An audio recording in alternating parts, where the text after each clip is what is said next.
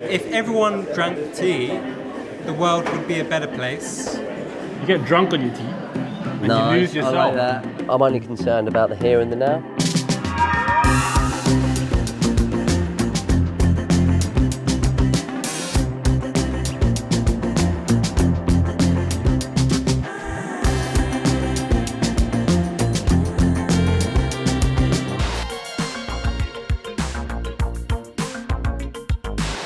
Tea is part of the British way of life, so much so that we take this delicate brew for granted.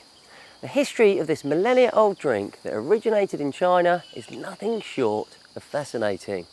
And that's why we're meeting with tea guru Don May, a man renowned in the world tea community for his expertise, which he's also been sharing on social media for over 10 years. Don has kindly invited us to his private collection of some of the rarest teas in the world. So let's delve deeper into this wonderful social beverages rich history and hopefully get to taste some tea.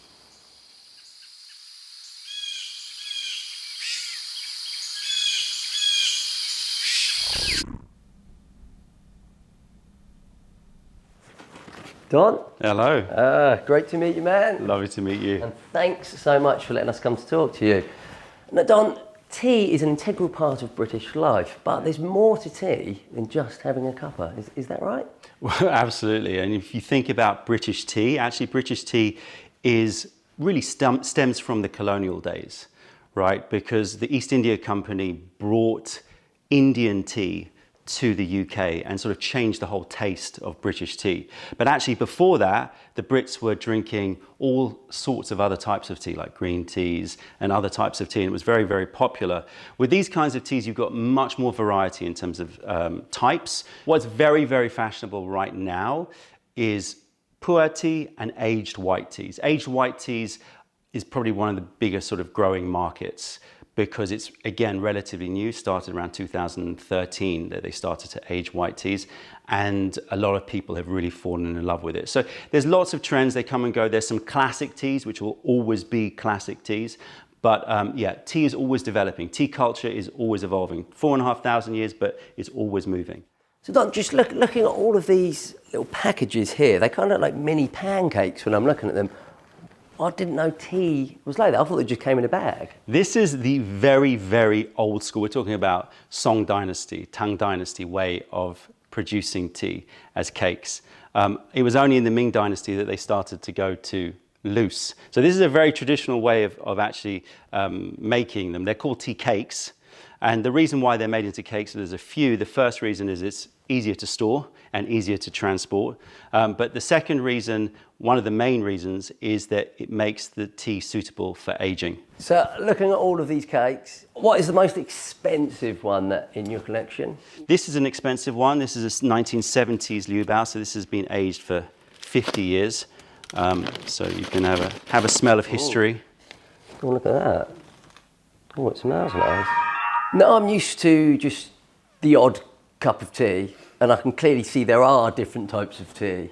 So to a non-expert, can you run through that for me, please? I'll give you the very, very quick one, because this could be hours, right? I was thinking that. Right, so there are 6 types of tea. They all come from the tea plant, and the way that you define a tea type is by how it's produced. So you could take any tea plant and you could produce theoretically any type of tea out of them. It's what humans do after picking that decides the type of tea, not the actual bush itself. And there's this beautiful synergy in the history of tea between nature, plant, and man, right?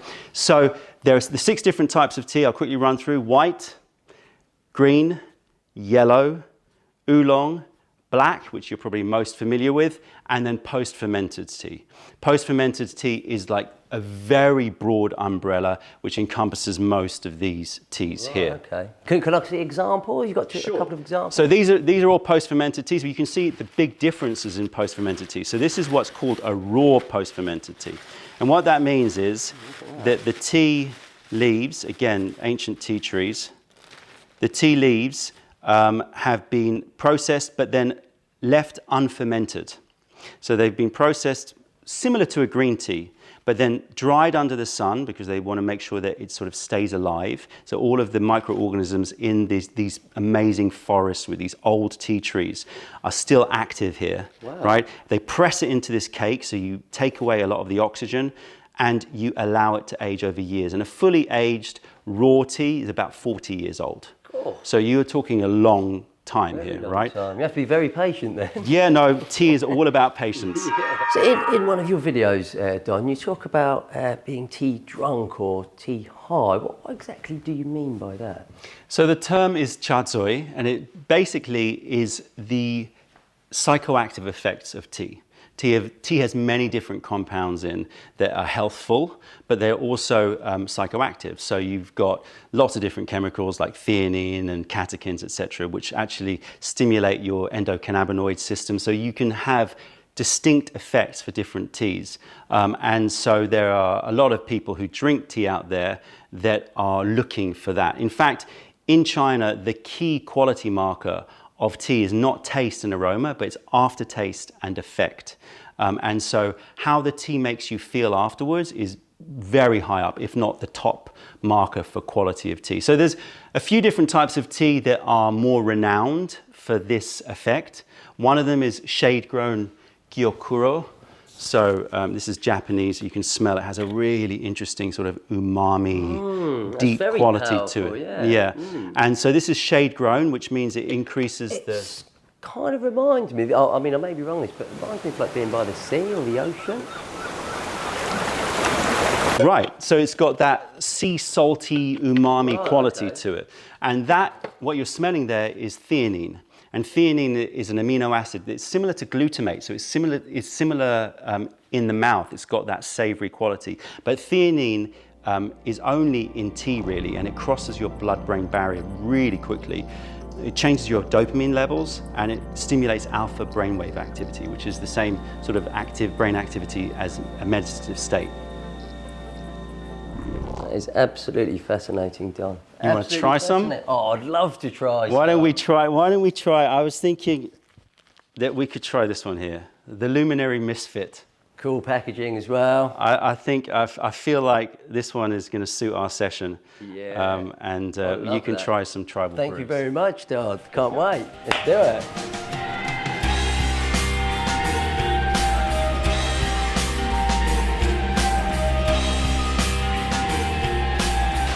The kettle's just boiled and my taste buds are jumping all over the place.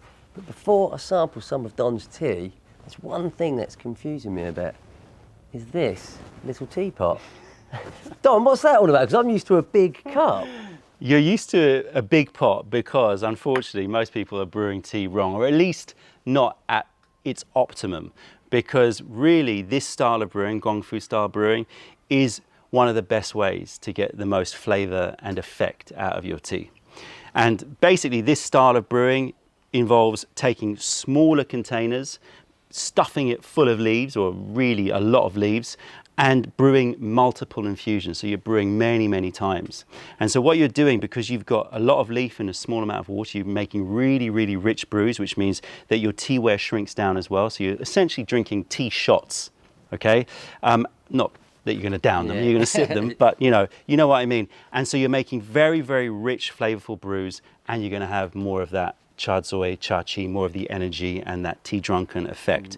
So this is what I would advise everybody to try out, Gongfu brewing with tea. Let's get stuck in then, Dom. So we're going to do your first Gongfu session. All right, so we've got our cake here. So this is Luminary Misfit. This is a 2022 Gushu Shengpua. So what that means is 2022 harvest. Gushu means ancient tea trees. These are 300-year-old tea trees, so they're going to have a lot of character to them because those tea trees have lived a long time. And then you've got Sheng, which means raw, which you know now about, and Pua. So that gives you all the information. Lansang is where it's from. So different villages in Yunnan province will all have different characters and different terroir. So we're going to open this up. Almost feels like we're doing something quite arty and mystical, the way you do it, like this whole process. It's quite exciting. Wow, look at that. Wow. So, yeah, you even got weapons. Look at the inscriptions on it. That's amazing. Yeah. So the neife is here and it needs to be pressed in the leaves. That's authenticity, right? So then you know that is the right label for that tea. Like a work of art. Right. Everything needs to be sort of considered like that. So you're just going to go in and you're going to break off some of these leaves. I think that'll probably do us. Put that to the side. Right. Now, I advise everybody, if you want to smell tea, unfortunately, the best way is to heat up some teaware and smell it at least once it's warmed up, because then it's going to give up more of its aroma. If you smell it dry, cold in a shop, you're not going to get that much out of it. And a lot of people make that mistake. So we're just going to heat this up. Now we've got a gong fu table here, which means we've got drainage, but you don't have to have that. Look at that. That is absolutely gorgeous. And we can give some to our fish here. Hello. So this is a tea pet. It's just literally a companion, right? So you can drink alone with a tea pet. You've got a companion. Sometimes people use it sort of as a religious offering, so you can have Buddhas and things like that. But it has multiple different sort of variations of purpose, but essentially it's your companion. So why did you fill it up and then pour it out? Because I wanted to heat up this clay. Right, okay. Right? Because now I want you to have a sniff. Don't be shy. And you're smelling really raw tribal tea. Very earthy, smells very earthy. Reminds me of something. What we're going to do now is we're going to rinse the leaves. What this is doing is it's doing a few things. The first thing it's doing is any broken up, because this is all whole leaf, but if there was any tea dust, that's rinsed it out, right? So it's sort of making it a much more enjoyable brew for you. The second thing it's doing is it's starting to hydrate the leaf, right? Which means that that means that the next infusion can be short, so you can go through short infusions. If you brewed it dry, you'd have to brew it for a bit longer because the leaf would need time. Because leaves are essentially waterproof. They're designed to be out in rain, right? Yeah. And so you want to try to help start that infusion process. But the third, and for me the most important part, is it gives you another chance to smell, because now you've got wet leaf. Oh, it does smell, it smells completely different. It's in a way beautifully unrefined. It really is, and the vision that I get from that is, in the summer again, it reminds me of summer for some reason, but walking through a field and looking at cows. Okay, so now we're going for our first brew. Oh, nice. Here we go then. I'm excited for this. And it kind of makes sense as well. Like, it's almost, I'm now getting to know the tea rather than just tasting it. Yeah. It's an experience. Tea has to be an experience. And it has to be an experience which is based on connection.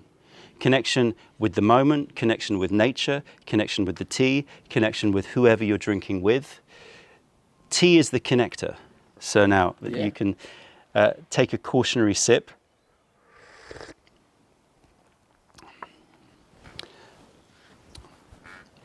Now the tea is just waking up. The expression in China is the tea rinse, which is what I poured away, you give to your enemies. The first infusion you give to your partner. Right.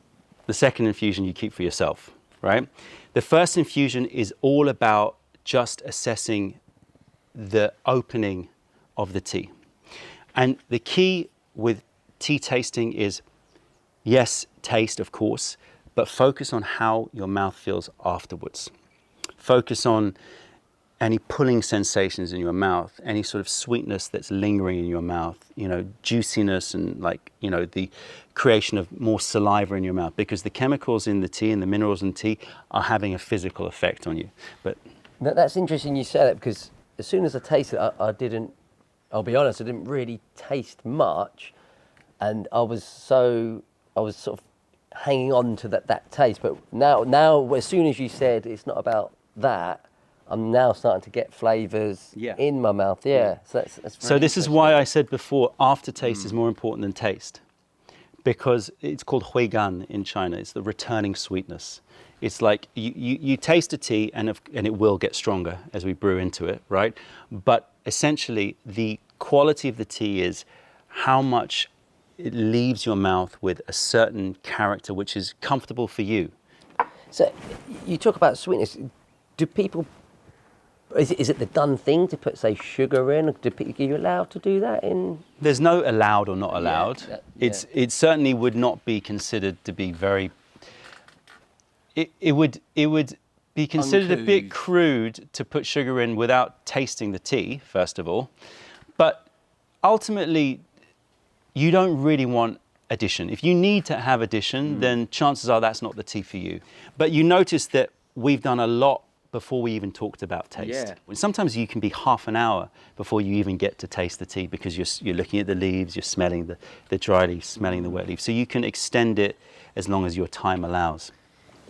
So as you were going through this whole process, Don, I couldn't help but think that it feels like there's an underground scene, or it's some sort of subculture where it sits underneath of the bustling life of London.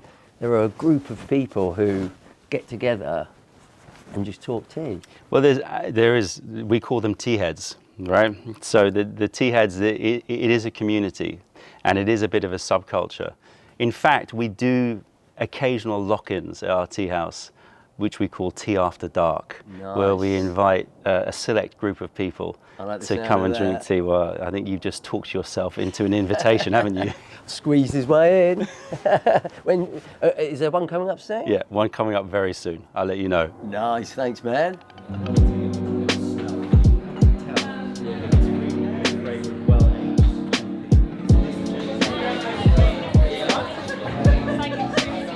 So what's it all about then, Don? What's going on? So this is a group of like-minded tea heads. They're all gathering. You know, you can't find tea late night, right? Never. I know. Exactly. It's all crazy to me. But I know. Like gives people, tea heads, people who are passionate about tea, an opportunity to sit down, drink true tea, get a bit tea lifted, and have a good Friday night. Should we have a little look in? Yeah, let's go. After you, my man.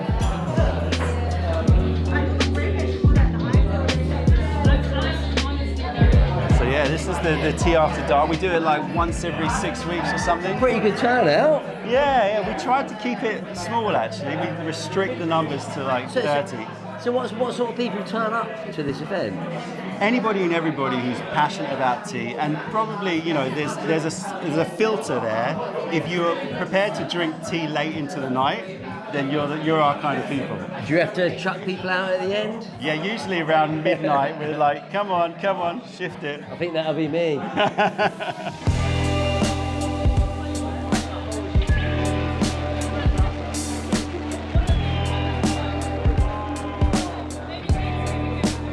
Leslie, tea drunk, have you been there? Yes, I have been there. And it's really incredible, and I think it's something a lot of people aren't aware of. I'd probably describe it more as a feeling of being high than being drunk. It takes tea to a level where it's more than just drinking to work. You have people around, you taste, you share your tasting notes, you socialize, and then you get drunk on your tea. And you lose yourself. I like that. Everything's distorted in a comforting way. I like that.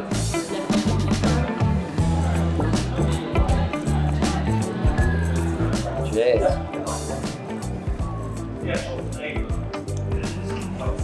It's good.